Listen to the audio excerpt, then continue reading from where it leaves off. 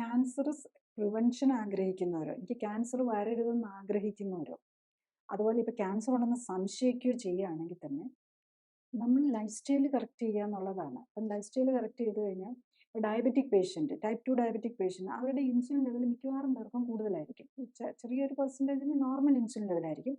പക്ഷേ പ്രത്യേകിച്ച് ഒബേസിറ്റിയും ഇതൊക്കെ കൂടെ ഉള്ളവരോ, അല്ലെങ്കിൽ ഇൻസുലിൻ മിക്കവാറും മരുന്നുകൾ കഴിക്കുന്ന പല മരുന്നുകളും ഇൻസുലിൻ്റെ പ്രൊഡക്ഷൻ കൂട്ടുകയാണ് ചെയ്യുന്നത്. പിന്നെ നമ്മൾ പ്രൈമറിലി എടുക്കുന്ന ഇൻസുലിൻ ഇഞ്ചക്ഷൻ തന്നെയാണ്. ഇവരെല്ലാം ഇൻസുലിൻ ലെവൽ കൂടുതലായിരിക്കും. ഇൻസുലിൻ്റെ ഒരു പ്രത്യേകത എന്താണെന്ന് ചോദിച്ചു കഴിഞ്ഞ് കഴിഞ്ഞാൽ, ഇൻസുലിൻ നമ്മുടെ ഇമ്മ്യൂൺ സിസ്റ്റത്തെ സപ്രസ് ചെയ്യും. അതാണ് നമ്മൾ ഈ ഫാസ്റ്റിംഗ് എടുക്കുക, ഒരു നേരം എടുക്കുക, ഒരു നേരം മാത്രം ഫുഡ് കഴിക്കുക, ഫാസ്റ്റിംഗ് എടുക്കുക, ഇതിൻ്റെയൊക്കെ ബെനിഫിറ്റ് ആ രീതിയിലാണ് വരുന്നത്. അപ്പം നമ്മൾ ഈ ഇതെടുത്ത് കഴിയുമ്പോഴേക്കും നമ്മുടെ ഇൻസുലിൻ്റെ അളവ് കുറയും. അപ്പം ഇൻസുലിൻ്റെ അളവ് നമ്മൾ പക്ഷേ എന്താ ഡയബറ്റിക് പേഷ്യൻറ്റിന് നമ്മൾ ഇൻസുലിൻ്റെ അളവ് എപ്പോഴും കൂടിയിരിക്കും. അപ്പോൾ അവർക്ക് ക്യാൻസർ വരാനുള്ള ചാൻസ് കൂടുതലാണ്. അവർക്ക് ഓൾറെഡി ക്യാൻസർ വരാനുള്ള ചാൻസ് കൂടുതലാണ്. അങ്ങനെ അവർക്ക് ക്യാൻസർ വന്നു. അതിൻ്റെ കൂടെ ഈ ക്യാൻസർ ട്രീറ്റ്മെൻറ്റിൻ്റെ ഒപ്പം തന്നെ കീമോതെറാപ്പിയും ഈ ഗുളികകളും എല്ലാം കഴിച്ചുകൊണ്ടിരിക്കുകയാണ്. അപ്പം നാച്ചുറലി അവരുടെ ഇൻസുലിൻ ലെവൽ കൂടുതലായിരിക്കും. അപ്പോൾ അവരുടെ ഇമ്മ്യൂൺ സിസ്റ്റം പ്രോപ്പർലി വർക്ക് ചെയ്യുന്നില്ല.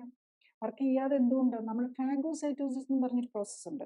അതായത് നമ്മളുടെ അബ്നോർമൽ സെൽസിനെ കളയുന്നത്. അത് ക്യാൻസർ ബാധിച്ചതാണെങ്കിലും ഇൻഫെക്ഷൻ ബാധിച്ച സെല്ലുകളെ ആണെങ്കിലും അതിനെ എടുത്ത് നശിപ്പിച്ച് അതിന് പകരം പുതിയ സെല്ലുകളെ ഇമ്മ്യൂൺ സിസ്റ്റം ഉണ്ടാക്കുകയാണ് ചെയ്യുന്നത്. അപ്പം അത് ഈ ഫാഗോസൈറ്റോസിസ് എന്നുള്ള പ്രോസസ്സാണ്.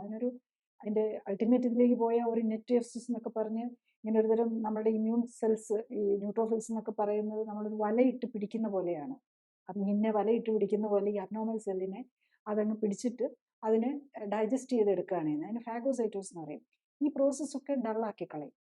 അപ്പം അതുകൊണ്ട് തന്നെ ഒരു ക്യാൻസർ പേഷ്യൻ്റ് വന്നവരാണെങ്കിലും ക്യാൻസർ വരാതിരിക്കാൻ ആഗ്രഹിക്കുന്നവരും ഓൾറെഡി ക്യാൻസർ ട്രീറ്റ്മെൻറ്റിലുള്ളവർക്കും ഒക്കെ വളരെ ഇഫക്റ്റീവായിട്ട് നമുക്ക് ഇൻസുലിൻ റെസിസ്റ്റൻസ് ഉള്ളവർക്ക് പലരുടെയും നമ്മൾ ഇൻസുലിൻ ലെവലൊന്ന് നോക്കുക. ഇൻസുലിൻ ലെവൽ ഹൈ ആണെങ്കിൽ ഡെഫിനറ്റ്ലി നമ്മൾ ഇൻസുലിൻ ലെവൽ കുറയ്ക്കാനാണ് ഏറ്റവും പ്രൈമറി ഇമ്പോർട്ടൻസ് കൊടുക്കേണ്ടത്.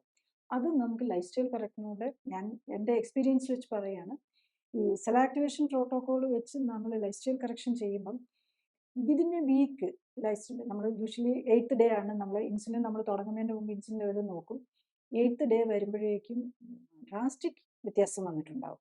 എന്ന് പറഞ്ഞാൽ മിക്കവാറും ഇപ്പം ഒരു 20-25 അത് ബോർഡർ ലൈൻ ഹൈ ആയിട്ട് നിൽക്കുന്നവരാണെങ്കിൽ നോർമൽ ആയിട്ടുണ്ടാവും. 4-ലോ 5-ലോ നോർമൽ ലെവലിലേക്ക് എന്തായാലും എത്തിയിട്ടുണ്ടാവും. കൂടുതൽ അറിയാൻ ലിങ്ക് ക്ലിക്ക് ചെയ്യുക. കൂടുതൽ വീഡിയോകൾക്കായി സബ്സ്ക്രൈബ് ബട്ടൺ അമർത്തുക.